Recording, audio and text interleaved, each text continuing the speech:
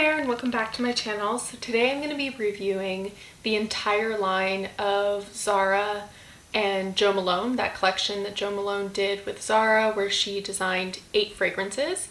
I actually was introduced to this by Delicious Delights, Arlene's channel, when she started talking about, I think she got 1 or 2 of the fragrances when she went shopping a year or 2 ago. I'm not sure exactly when it came out, I think about a year ago.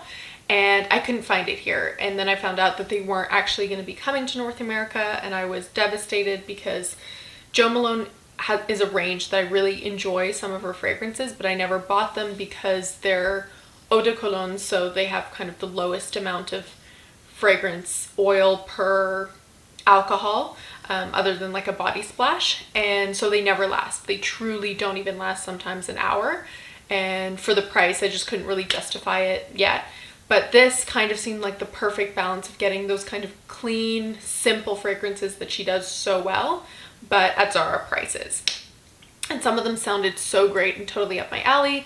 Long story short, I ended up taking a trip to Portugal in February, and I found them and I got the entire range. So they come in roller balls, they come in 40 ml bottles, which is what I got, and then they come in larger bottles, I think 100 ml or something like that. So I got the entire range, all 8, in the 40 ml bottles, and I'm going to be talking a little bit about each one, doing a quick review. If you can get them, if you can find them in your country or online, I definitely recommend them. You can see which ones I like more than others, and I'm going to be talking about them actually in order from least favorite to most favorite. So the least favorite is actually Bohemian Bluebells, and this one was probably the weirdest one, but also the one that smelt the most interesting or most niche-like, at least according to what most reviewers say. I would agree that it's within the top 3 most interesting. It's just not really an interesting that I enjoy. Just so you can see, all the bottles will look like this. They're just simple. Jo Malone loves her simple bottles, just a paper sticker right here with the name of the perfume. This is Bohemian Bluebells. I got the 40 ml, as I said, regular plastic black cap. So I don't mind the bottles. They're nice, they're simple, and honestly, because I have the whole collection, they're actually nice standing right next to each other.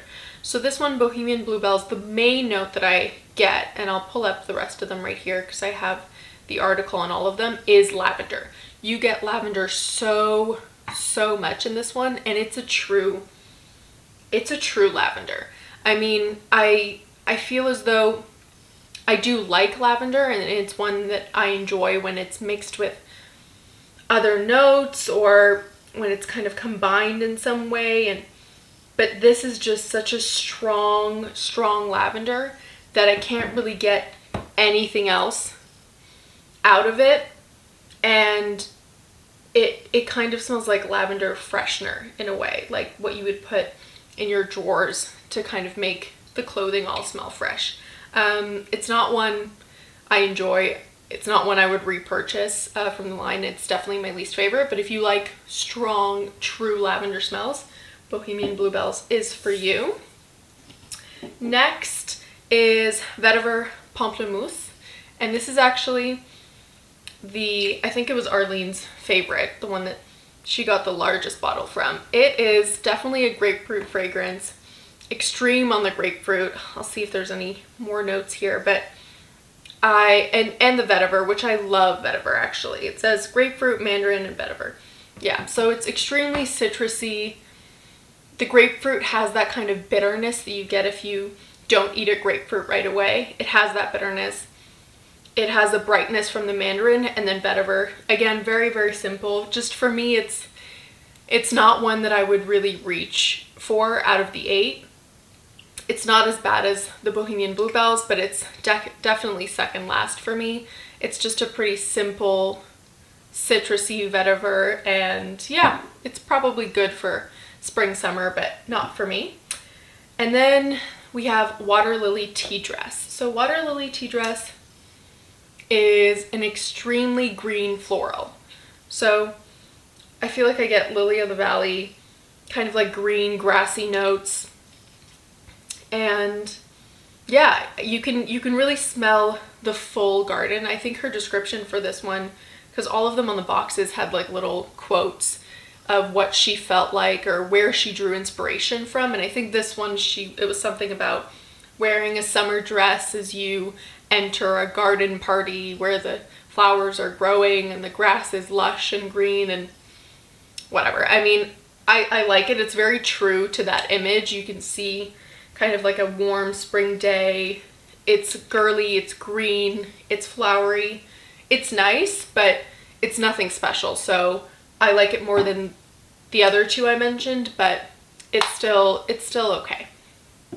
Then we have Amalfi Sunray, and this one and the one right after I kind of like equally depending on what my mood would be for that day.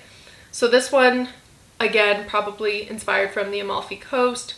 You get citrus, you get orange blossom a little bit. It's floral, like a white floral and citrus is what I would say. And you really do get like an Italian coast smell or like a Grecian coast smell. It's quite nice. It's quite summery. I definitely only wear this during the summer or really hot weather. If you have hot weather all the time where you live, then great, you could wear this year round. But yeah, it's very, very summery. It's nice, it's fresh.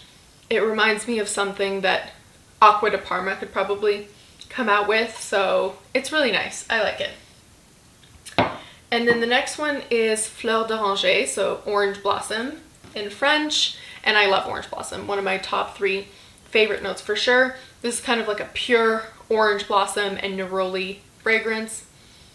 You get the orange blossom and the neroli. It's pretty much just that. It's kind of like a 2-tone fragrance for me. And I would say this plus Amalfi Sunray, if you were to layer these two, just to give you an idea of what they could smell like, you would get the Neroli Bianca by Guerlain. This one, to me, smells like if you were to mix Amalfi Sunray and Fleur D'Oranger. And in the Zara collection, they're kind of just like split up. You get the citrus florals on one end, and this is just pure neroli and orange blossom, which I love. Then we're into the top 3 now. So third spot goes to Fleur de Patchouli, and I love this one. Patchouli can get quite kind of like dirty or earthy smelling sometimes. It's what people used to call like a hippie patchouli, kind of back in the day. But this one isn't that. It's brighter, it's fresher, it's floral for sure, because it's patchouli flower.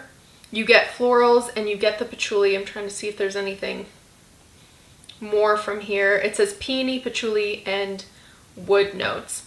And yeah, it's slightly woody. You definitely get the wood more as it leads into the dry down, but right off the bat on your skin, it's a really beautiful peony. It's not watery. Sometimes peony can come off quite airy.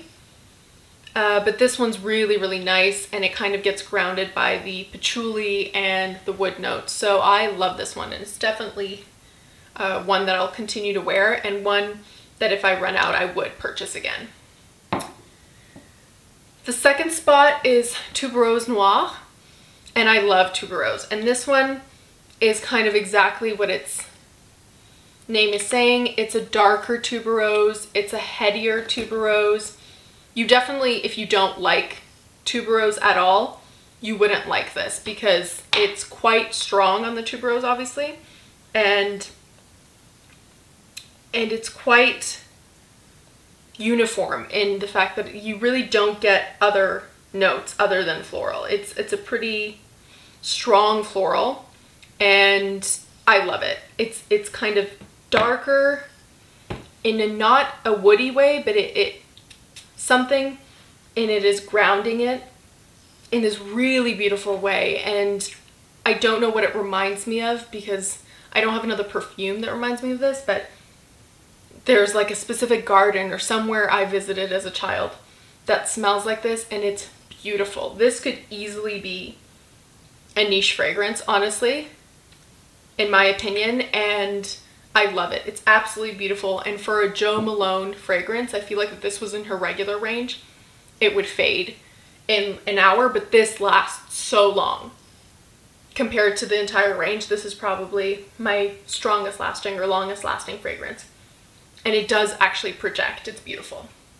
And then my top favorite is Ebony Wood. I had a hard time deciding between Tuberose Noir and Ebony Wood, but this is the one that I wear the most. It's the one that I have to kind of stop myself from wearing so much because I feel like I'm gonna run out so much quicker than the other ones. And this is just a beautiful, woody, slightly sweet, slightly citrusy fragrance. And it is stunning. It's so unique.